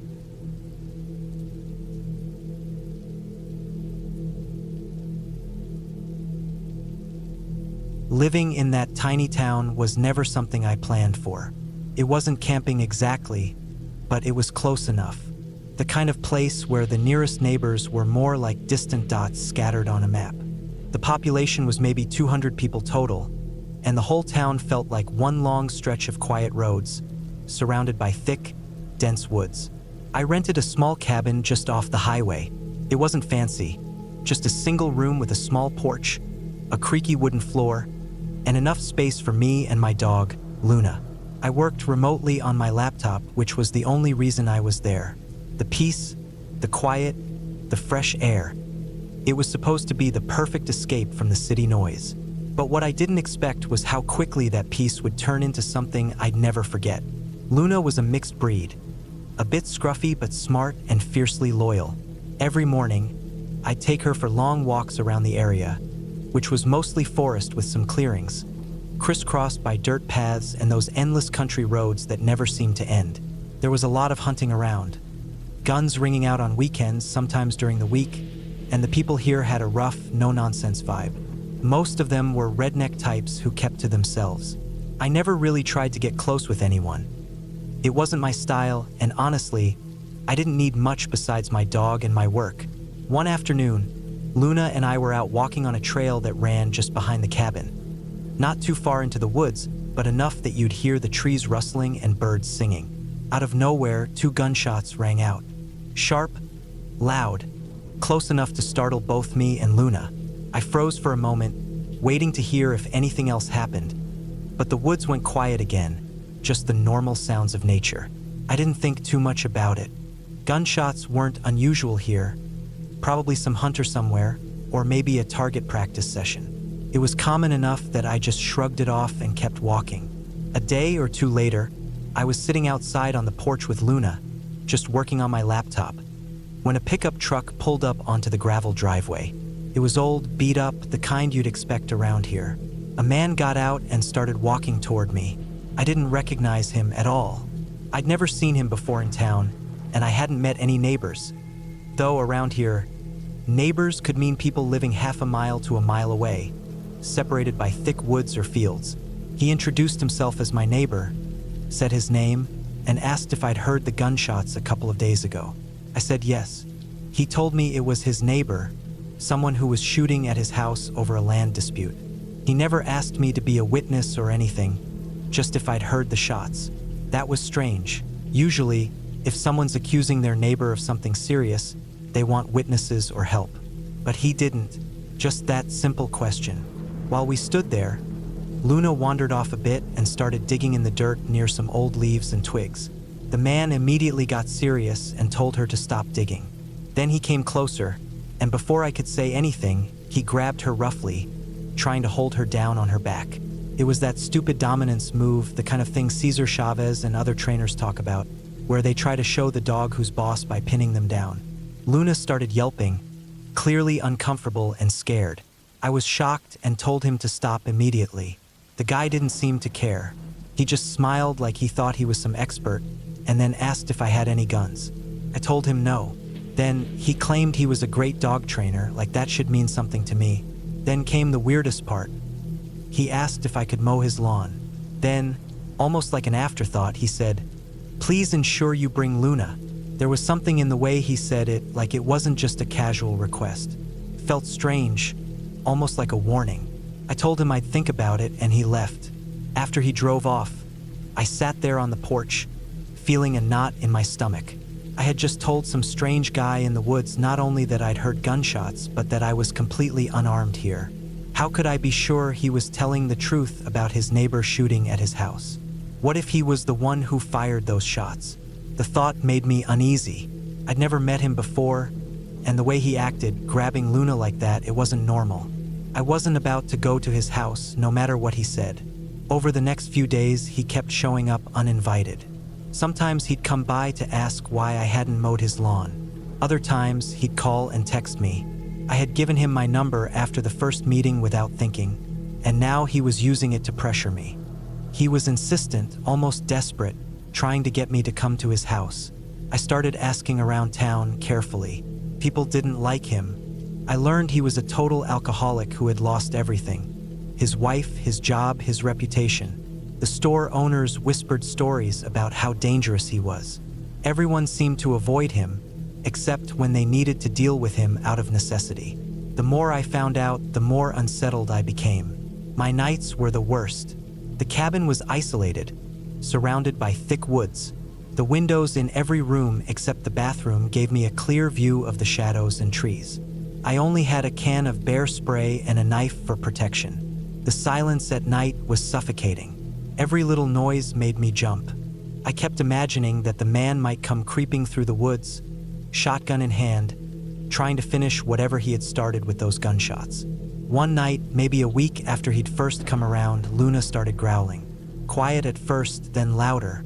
I didn't see or hear anything, but her body was tense, hair on end, eyes fixed on the window beside the kitchen sink. I grabbed my knife and bear spray and locked myself in the bathroom.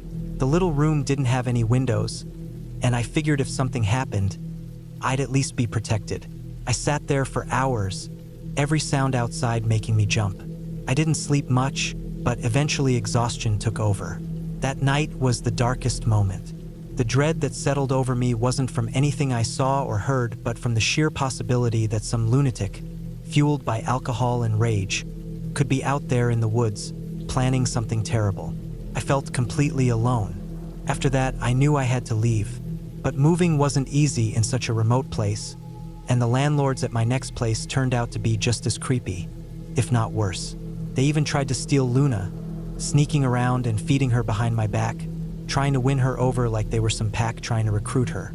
It was too much. One morning, I packed all my belongings into my old van, loaded Luna in the passenger seat, and left that town behind forever. No looking back. The whole experience was like something out of a nightmare. Isolated, dangerous, and full of people you couldn't trust. The woods didn't feel peaceful anymore. They felt like a trap. Even now, whenever I think about that place, my chest tightens. The quiet isn't quiet anymore.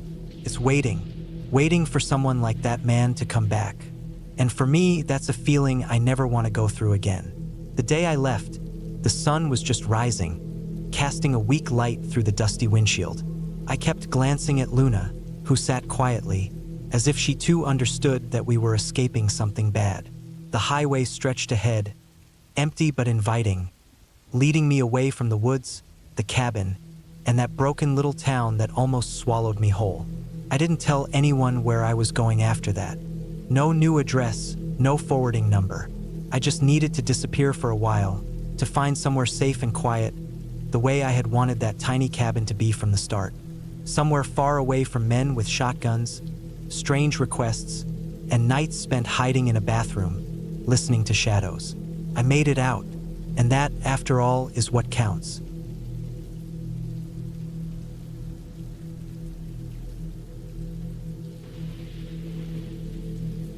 When I was younger, maybe 14 or 15, my family used to spend most of our summers camping at a state park not too far from where we lived. It wasn't anything fancy. There weren't cabins or power hookups or scheduled camp activities like you'd get at one of those resort-style campgrounds. It was raw woods, gravel roads, tall trees that made the daylight feel dim even at noon, and a small lake that barely qualified as a fishing spot. It was simple and quiet and, for some reason, felt like the only place I really liked being when school let out. My parents liked it too, mostly for the quiet. They'd read books by the fire or nap in folding chairs while the wind rustled the leaves overhead. My younger sister would collect pine cones, or dig in the dirt, or draw with sticks on the dusty gravel roads. But for me, the best part of being out there was the freedom. I didn't need to ask permission to walk wherever I wanted.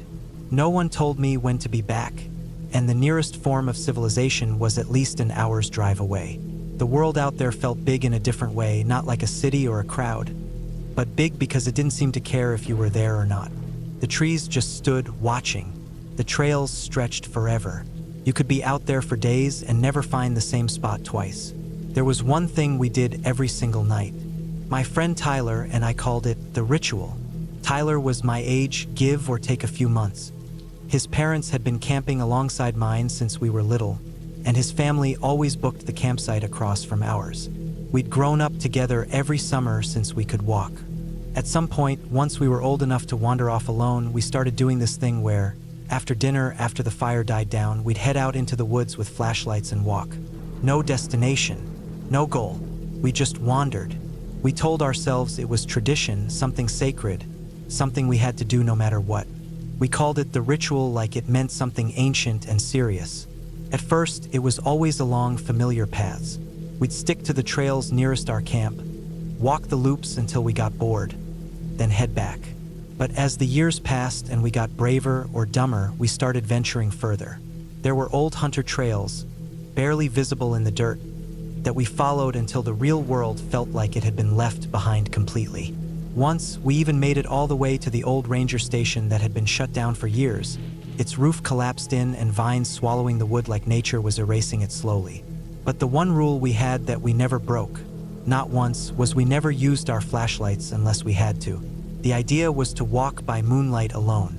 No artificial light, no buzzing bulbs cutting through the trees. We liked how it made the woods feel unreal, like we were stepping into another place that didn't care what year it was or what town we were from. The shadows twisted and moved. Tree branches looked like arms reaching out. The wind carried things in it. Creaks, cracks, far-off howls that may have been coyotes or just our imagination filling in gaps.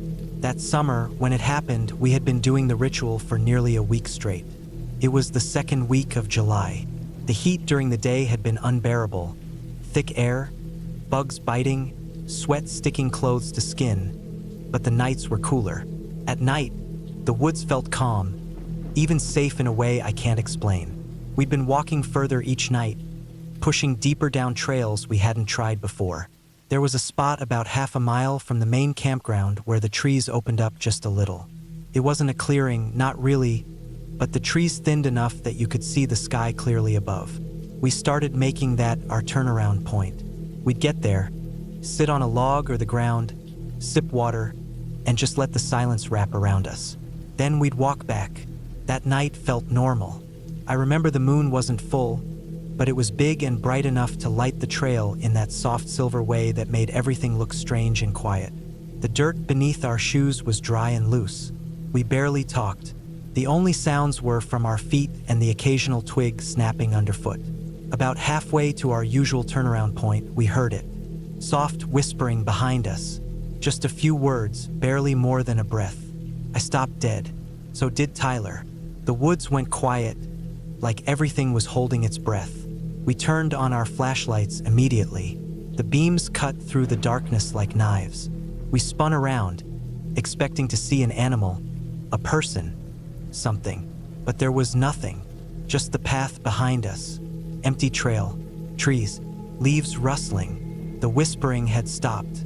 Neither of us said a word. We just kept walking, a little faster now. Not running, but our pace had definitely changed. We weren't walking for the sake of walking anymore. We were walking to get somewhere, to be done. Then it happened again. The whispering, closer this time, clearer, still soft, still hard to understand, like someone was talking to themselves or reading from a page. We froze, slowly turned around, flashlights out again. That's when we saw her. She was crawling, not walking, crawling, both hands and knees dragging along the dirt. She moved with slow, jerky movements like her limbs didn't quite know how to work right. Her head hung low. Long dark hair fell in front of her face like curtains. Her clothes were dark, maybe black or navy. It was hard to tell in the light. They were stained with dirt. Her skin looked pale, but it was hard to tell if that was from the moonlight or because she really was that pale. She kept whispering, just random words, not full sentences, just small fragments like left, deep, farther light, lost, repeating, overlapping, nonsense strung together. My heart was pounding. It didn't feel real. My brain didn't know what to make of it. No one ever thinks they're going to see something like that. Someone crawling through the woods in the middle of the night whispering to themselves. You think it's going to be a coyote or a raccoon, not a woman. Then she stopped. Her head lifted. Hair fell back just enough that I could see her face. Her eyes were wide, blank, unblinking. And then, as if suddenly waking up, she stood up. 1 second she was on all fours, the next she was upright, swaying slightly. She looked at us like she didn't know what we were. Her mouth moved again, more words. This time not whispers but slurred speech. Loud and disjointed. We didn't run. I don't know why. I think it was because her movements weren't threatening. They were weird, yes, creepy as hell, but not aggressive. She didn't come toward us, just stood there talking. Eventually, she walked toward the trail like she was trying to figure out where she was. Her steps were slow, unsteady. We just stood and watched her pass us like we weren't even there. Then she mumbled something that sounded like she was looking for her campsite. Her voice was tired, rough. Her arms had dirt smeared up to the elbows. Her clothes were baggy, maybe pajamas or thin loungewear, and her sandals were barely on her feet. She was lost, really lost, and very clearly not sober. We turned our flashlights back on full and followed her slowly, keeping some distance. She didn't argue or react much. We stayed close enough that she could see the light, but far enough not to scare her. Her steps were unsteady, and twice she almost stumbled off the path into the brush. It took us nearly 20 minutes to get back to the first campsite. We passed a few empty ones before finally seeing lights in the distance and the faint glow of someone else's campfire still burning low. She didn't know which site was hers, kept turning in slow circles like a broken compass. Finally, after enough wandering, we found a group of 3 tents near the end of the loop where a couple of adults were sitting in folding chairs, half asleep by the fire. They looked up as we approached and acted like nothing was wrong. They hadn't even noticed she was missing. Apparently, she had gone off to find the bathroom, gotten turned around, and ended up walking in the opposite direction. Somewhere along the way she must have tripped and fallen because she was covered in dirt. It didn't take much to guess she was high or drunk or both. They laughed it off, thanked us in the half-hearted way strangers sometimes do when they're trying to play it cool but know they screwed up. We didn't stay long. I didn't want to. The walk back to our own campsite was silent. No whispers, no sounds, just the quiet weight of the woods around us. I remember lying awake that night in my sleeping bag, listening to the wind in the trees and thinking about how lucky it was that we went that far out. If we'd turned back earlier, if we'd taken a different trail, if we'd used our flashlights from the beginning and scared her off with the beams, she might have stayed out there all night, crawling in circles, whispering to herself in the dark. The idea still bothers me, because the woods don't care. They're not evil. They're not kind. They're just there. If we hadn't found her, the trees wouldn't have stopped her. The trails wouldn't have pointed her back. She would have wandered until she collapsed from exhaustion, or dehydration, or worse, and no one would have known until morning. What scared me wasn't her. It wasn't even the whispering. It was the silence of everything else. The way the trees just stood there and let it happen.